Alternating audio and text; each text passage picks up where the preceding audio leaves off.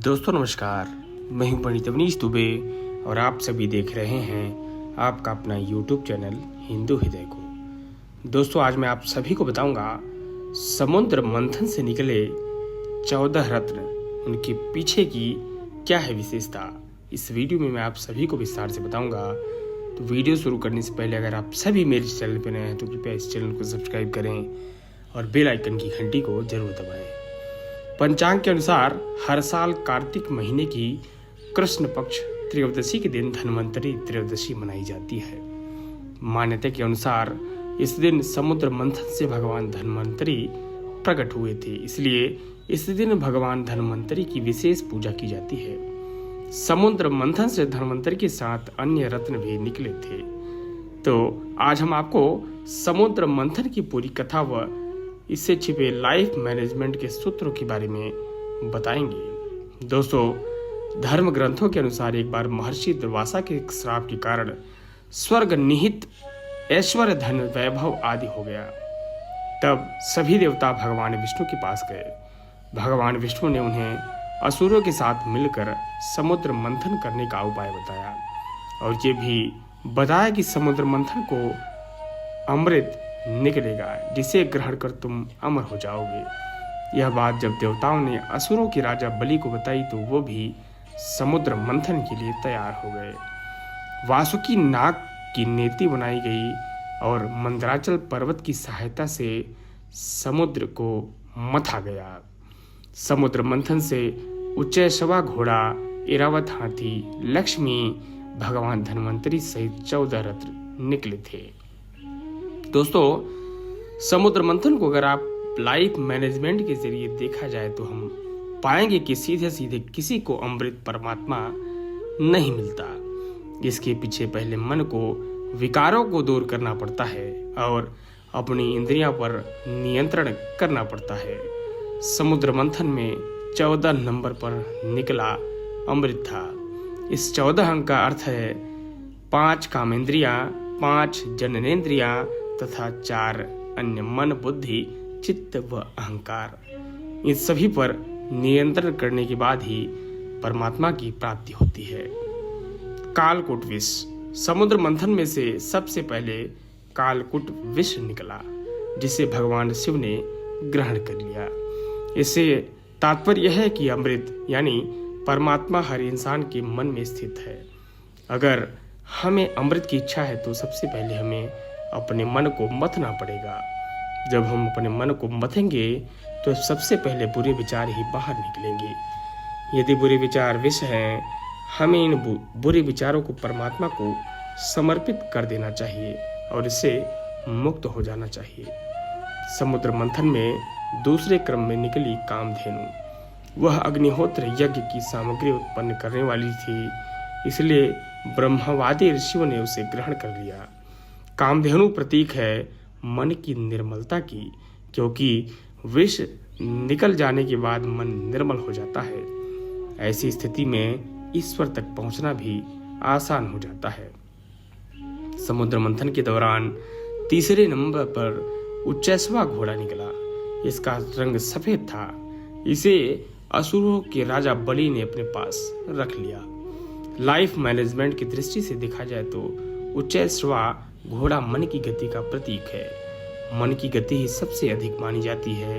यदि आपको अमृत यानी परमात्मा चाहिए तो अपने मन की गति पर विराम लगाना होगा, तभी परमात्मा से मिलने का संभव हो पाएगा। समुद्र मंथन में चौथे नंबर पर ऐरावत हाथी निकला। इसके 4 बड़े बड़े दांत थे। इसकी चमक कैलाश पर्वत से भी अधिक थी। ऐरावत हाथी को देवराज इंद्र ने रख लिया। ऐरावत हाथी प्रतीक है बुद्धि का और उसके 4 दांत लोभ, मोह, वासना और क्रोध का। चमकदार, शुद्ध व निर्मल बुद्धि से ही नहीं इस विकारों पर काबू रख सकते हैं। समुद्र मंथन में 5वें क्रम पर निकली कौस्तुभ मणि, जिसे भगवान विष्णु ने अपने हृदय पर धारण कर लिया। कौस्तुभ मणि प्रतीक है भक्ति का। जब आपके मन में सारे विकार निकल जाते हैं तब भक्ति ही शेष रह जाता है। यही भक्ति ही भगवान ग्रहण करेंगे। समुद्र मंथन में छठे क्रम में निकला इच्छाएं पूरी करने वाला कल्प वृक्ष। इसे देवताओं ने स्वर्ग में स्थापित कर दिया। कल्प वृक्ष प्रतीक है आपकी इच्छाओं का। कल्प वृक्ष से जुड़ा लाइफ मैनेजमेंट सूत्र है कि अगर आप अमृत यानी परमात्मा प्राप्ति के लिए प्रयास कर रहे हैं तो अपनी सभी इच्छाओं का त्याग कर दें। मन में इच्छाएं होती है तो परमात्मा की प्राप्ति संभव नहीं होता है। समुद्र मंथन में 7वें क्रम में रंभा नामक अप्सरा निकलती है। वह सुंदर वस्त्र और आभूषण पहने हुए है। उसकी चाल मन को लुभाने वाली है। ये भी देवताओं के पास चली गई। अप्सरा प्रतीक है मन में छिपी वासना का। जब आप किसी विशेष उद्देश्य से लगे होते हैं तब वासना आपका मन विचलित करने का प्रयास करती है। उस स्थिति में मन पर नियंत्रण होना बहुत जरूरी होता है। समुद्र मंथन के 8वें स्थान पर निकली देवी लक्ष्मी। असुर देवता ऋषि आदि सभी चाहते थे कि लक्ष्मी उन्हें मिल जाए, लेकिन लक्ष्मी ने भगवान विष्णु का वर्ण कर लिया। लाइफ मैनेजमेंट के जरिए लक्ष्मी प्रतीक है धन का, वैभव, ऐश्वर्य एवं अन्य सांसारिक सुखों का। जब हम अमृत यानी परमात्मा प्राप्त करना चाहते हैं तो सांसारिक सुख भी हमें अपनी ओर खींचते हैं, लेकिन हमें उस ओर ध्यान न देकर केवल ईश्वर की भक्ति में ध्यान लगाना चाहिए। समुद्र मंथन में 9वें क्रम में निकली वारुणी देवी। भगवान की अनुमति से इसे दैत्यों ने ले लिया। वारुणी का अर्थ है मदिरा यानी नशा।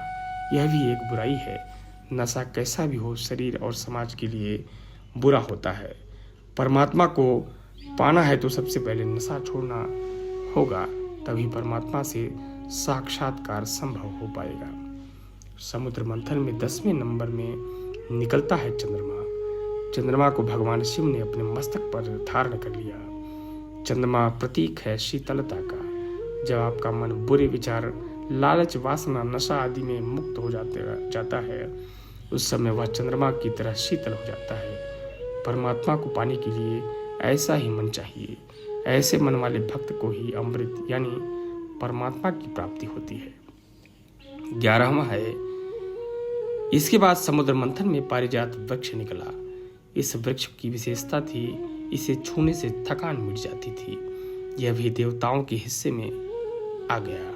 लाइफ मैनेजमेंट की दृष्टि से देखा जाए तो समुद्र मंथन से पारिजात वृक्ष के निकलने का अर्थ सफलता को प्राप्त होने से पहले मिलने वाली शांति का। जब आप अमृत यानी परमात्मा के इतने निकट पहुंच जाते हैं तो आपकी थकान स्वयं ही दूर हो जाती है और मन में शांति का एहसास होता है। समुद्र मंथन के 12वें क्रम में पांचजन्य शंख निकला। इसे भगवान विष्णु ने ले लिया। शंख को विजय का प्रतीक माना जाता है। साथ ही इसकी ध्वनि भी बहुत ही शुभ मानी जाती है। जब आप अमृत यानी परमात्मा से एक कदम दूर होते हैं तो मन का खालीपन ईश्वरीय नाद यानी स्वर से भर जाता है। इसी स्थिति में आपको ईश्वर का साक्षात्कार होता है। समुद्र मंथन में सबसे अंत में भगवान धन्वंतरी अपने हाथों में अमृत कलश लेकर निकले। भगवान धन्वंतरी प्रतीक है निरोगी तन व निर्मल मन के। जब आपका मन निरोगी और निर्मल मन होगा तभी इसके भीतर आपको परमात्मा की प्राप्ति होगी। समुद्र मंथन में 14 नंबर पर अमृत निकला। इस 14 अंक का अर्थ है 5 कामेंद्रियां, 5 जननेंद्रियां तथा 4 अन्य हैं मन, बुद्धि, चित्त और अहंकार। इन सभी पर नियंत्रण करने के बाद ही परमात्मा की प्राप्ति होती है। दोस्तों, इस वीडियो में इतना ही। अगर वीडियो आप सभी को पसंद आया हो तो इस वीडियो को लाइक करें, शेयर करें और ये वीडियो आप सभी को कैसा लगा कमेंट करके अवश्य बताएं। बहुत बहुत धन्यवाद।